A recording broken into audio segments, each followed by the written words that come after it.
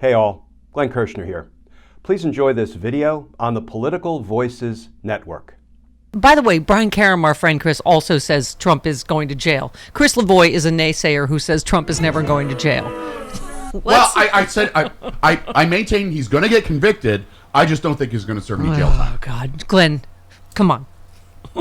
Uplift us. Go ahead. I hate to disagree with Chris. He's going to prison. He's going to prison because Jack Smith and I think the institutions of government understand that if you take all the time and the energy and the resources, and it's exactly what we should be doing, to indict, to try, to convict, to go to sentencing against a high government official, including a president, for trying to overthrow our government, for basically disregarding the will of the American voters and trying to steal the Oval Office, you have to go to prison. There has to be punishment. Because think about this, Steph.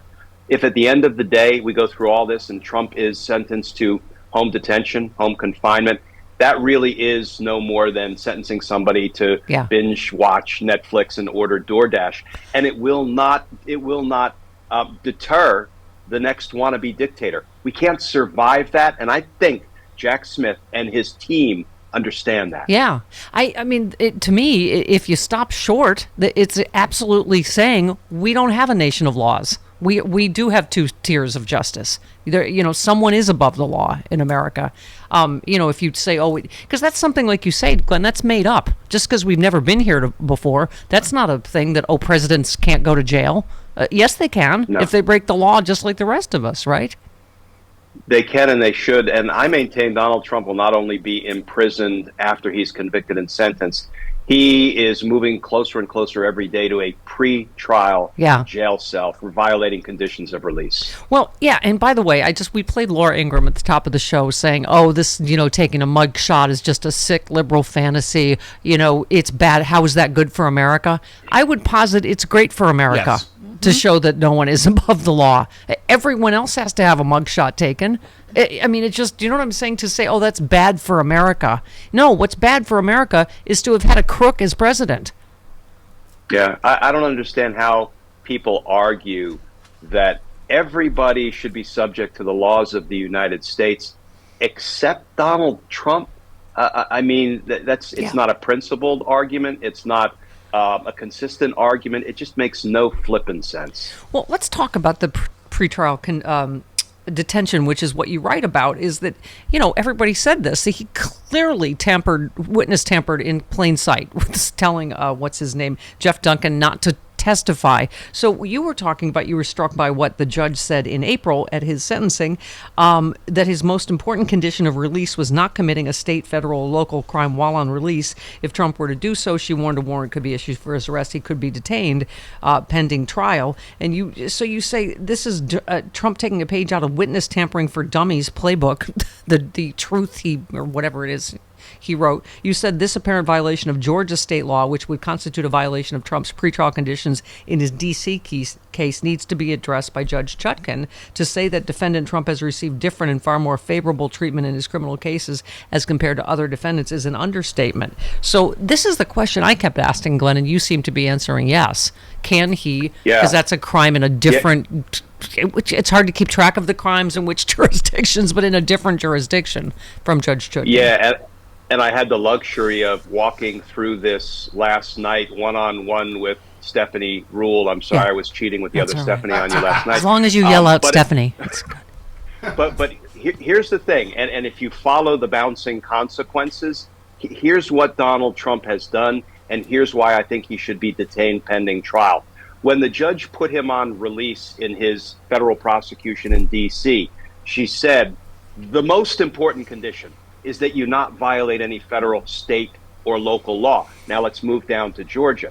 Just a week or two later, Donald Trump posted, I know Jeff Duncan is about to go into the grand jury.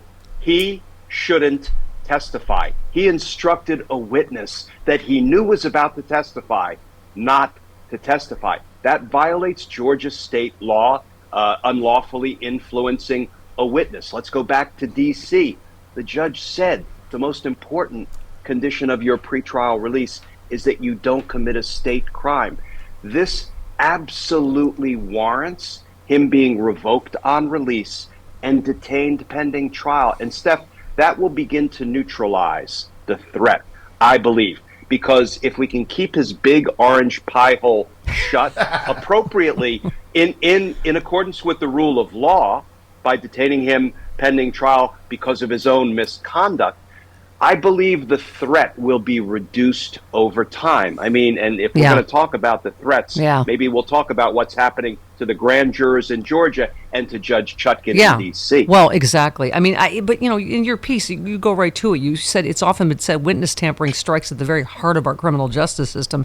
If our system of justice is to retain any legitimacy, Trump's latest transgression simply cannot go unaddressed. And then, as you say, in the meantime, we have these very serious threats to Judge Chutkan, to the jurors being docked, and it feels like reaching a very dangerous boiling point with this, aren't we?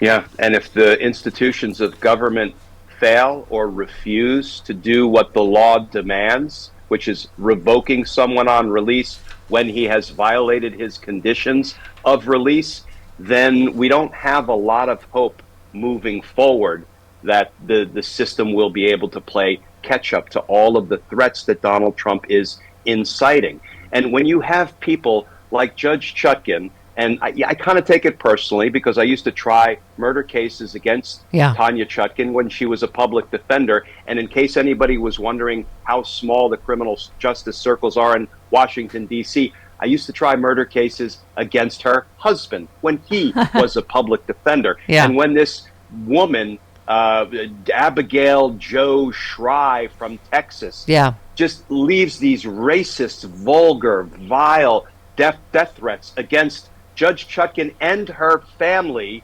because, her words, if Trump isn't reelected in 2024, we're coming to kill you. I mean, we cannot allow it to go unaddressed by leaving Donald Trump in the wind to continue to incite this kind of violence. I mean, her family said she drank all day, watched TV, and got belligerent. Which I mean, me too. But I'm not the judge, anyone. Abigail Jo. I'm just kidding. One glass of Chardonnay maybe, and watch Glenn on MSNBC. Get all riled up. Not threatening anyone. You used to watch Fox News, though. Yeah, don't do that. That made me belligerent. Yeah, it did. Okay. Glenn, your friend Neil Katyal said, I will eat my hat if Judge Chutkan agrees with Trump to start this trial in 2026. Absurd. He's just afraid to stand trial, nothing more. I know one analyst said, I thought it was a typo. I mean, it really is ridiculous, right? Yeah, it's absurd. It's offensive. It's ridiculous. And I think the good news is Judge Chutkan will see that the defense is not going to engage in legitimate lawyering. What they're going to do is, basically try to be associate campaign managers for Donald Trump. And that's not going to fly with Judge Chutkan. I think that kind of an absurd request pushes Judge Chutkan closer to the January 2nd trial date the prosecutors have already requested. So I think their miscalculation is probably good news for the rest of us. Speaking of miscalculations, do you join me in urging Donald Trump to go ahead with his press conference? Ignore the lawyers. They don't know. Lawyers don't know. Please, I want a front row seat because what he will do is he continues to take defenses away from his defense attorneys. Every time he spouts off some nonsense, he is actually limiting the arguments that they're going to get to make in court, because if they make them, and Donald Trump has said something that contradicts that, and he always does, then the prosecutors can exploit that. So I think they actually had an intervention with Donald Trump, his defense team, and they finally talked him out of providing the prosecutors with even more incriminating information in this, Monday press conference. Speaking of his lawyers, you said Rudy Giuliani, now both an indicted and unindicted Trump co-conspirator, shows no signs of cooperating with prosecutors. Here's why Rudy will make a better defendant than he would a cooperating witness. Talk to us about that.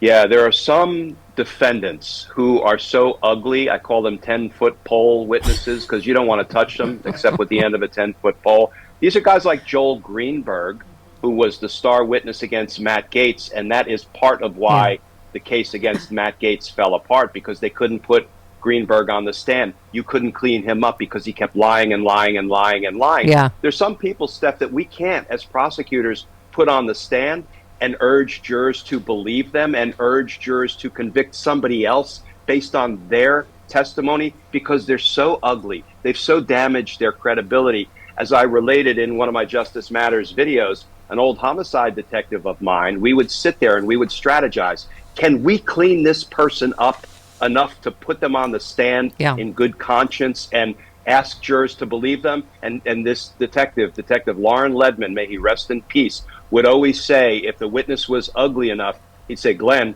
you can't polish a turd. That's a legal term. Yes. Yes. It's a post facto. Exactly. You also tweeted Donald Trump has a new entry on his criminal resume, one that will follow him through history, RICO defendant. I mean, that is the irony, right, with Giuliani and Trump. Yeah. That, you know, this is, we've talked about this, that he's been a mobster his whole life, you know, and here's Rudy Giuliani. I know a lot of mobsters' attorneys were having a good time talking about Rudy. I think Trump is pleased with the RICO label. I really think he has always aspired to be the mob boss, the leader of a criminal organization. He got what he wanted. I also saw that piece in the Daily Beast about how all of the mobsters that Giuliani convicted a very long time ago are celebrating that the RICO has come for Giuliani. Yeah. Yeah. Well, I mean, I think because, you know, they were saying in some senses he misused it, you know, and just the karma or the irony, I guess, right? Let me just tell you, he was never all that in a bag of chips as a prosecutor. I can tell you that from inside the Department of Justice. I can tell you that. You know, and this other story about Giuliani that surfaced, Glenn, is that he reportedly went to Mar-a-Lago to beg Trump to pay his legal bills. He said by going in person, Giuliani and his lawyer, Robert Costello, believed they could help explain face-to-face why Trump needed to assist his attorney with these ballooning bills.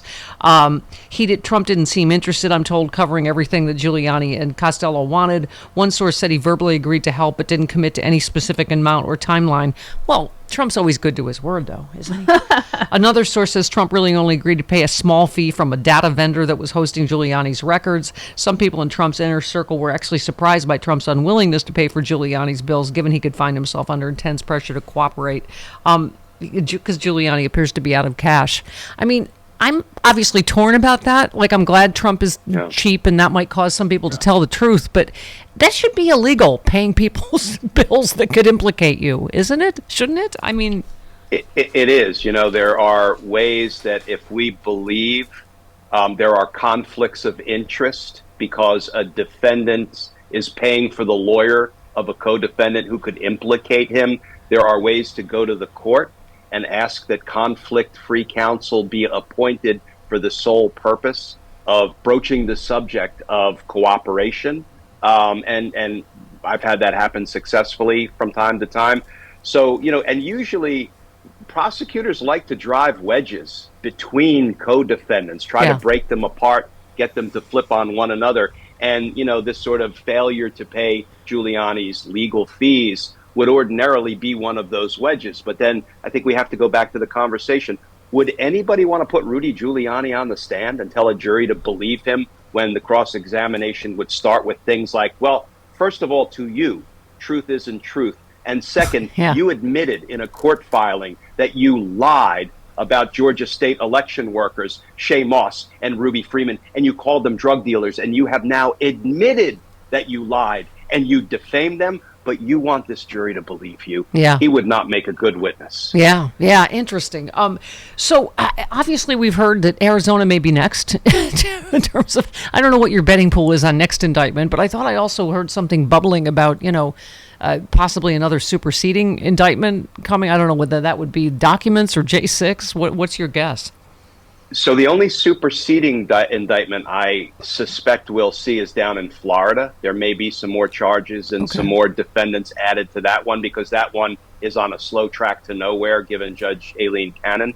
I don't think you'll see a superseding indictment in D.C., at least not one that will include Donald Trump, and that would be the only true superseding indictment. You're going to see a separate indictment, right? We already have 6 co-conspirators in the first indictment. And the one thing I can promise everybody Jack Smith will not do, it's put those 6 co-conspirators, unindicted co-conspirators, in the D.C. indictment of Donald Trump and then say, but I'm not going to indict them, even though I just put in a public document that they committed crimes with Donald Trump as a co-conspirator. So, yeah, we're going to see another D.C. indictment. Hey all, Glenn Kirschner here. I hope you'll join me on my new audio podcast, Justice Matters. I'll be using my 30 years as a federal prosecutor and Army JAG to unpack, break down, and explain the legal issues of the day, particularly where the legal intersects with the political. Please look for Justice Matters with Glenn Kirschner wherever you generally get your podcasts.